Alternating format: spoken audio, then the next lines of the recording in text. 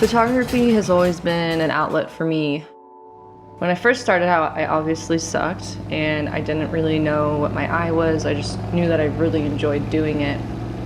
And then 7 years later, after taking photos pretty consistently, I was able to find a project that I really believed in. And the Women's Moto exhibit has been an enormous way for me to get to know myself. And looking back at myself about 4 or 5 years ago when I started the project, I'm just today a completely different person. I've grown a lot. I still have a lot, to grow.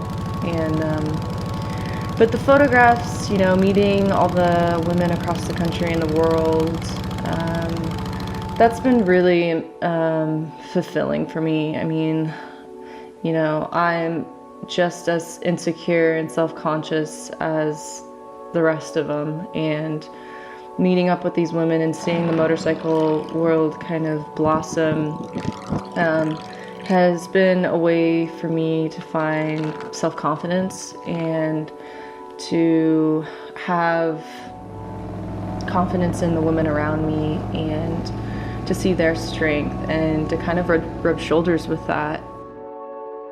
The bike I'm riding is a 2001 Evo Sportster.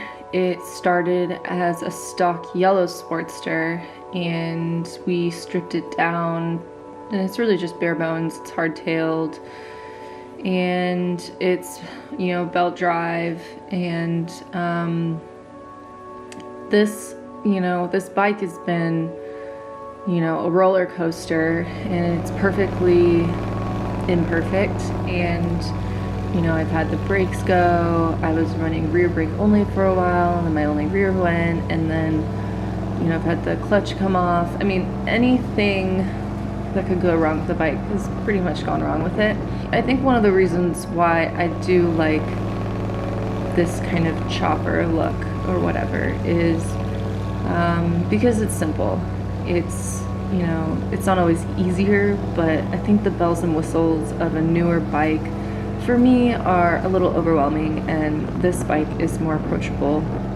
And it's also allowed me to just learn bit by bit and to bond with people like my brother, my dad, or my boyfriend, or friends around town, and to kind of just put our heads together and see what's wrong with it. And also this bike, my first Harley was just, to me it symbolized that I could go anywhere. And with a big bike, 1200 at first seemed like a big bike, but it symbolized travel and adventure, and to this day it remains the same.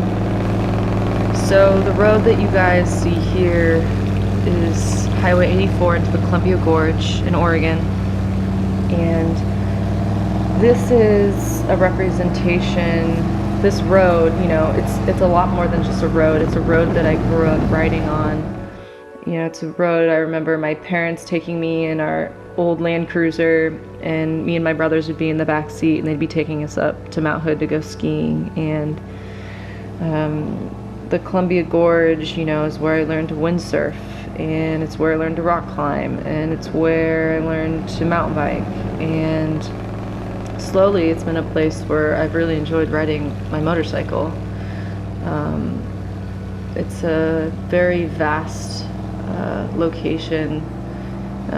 The Columbia River separates the Washington side from the Oregon side, and this is a place where I find solace and peace and absence of thought, and a place where I get to spend time with the people that mean the most to me.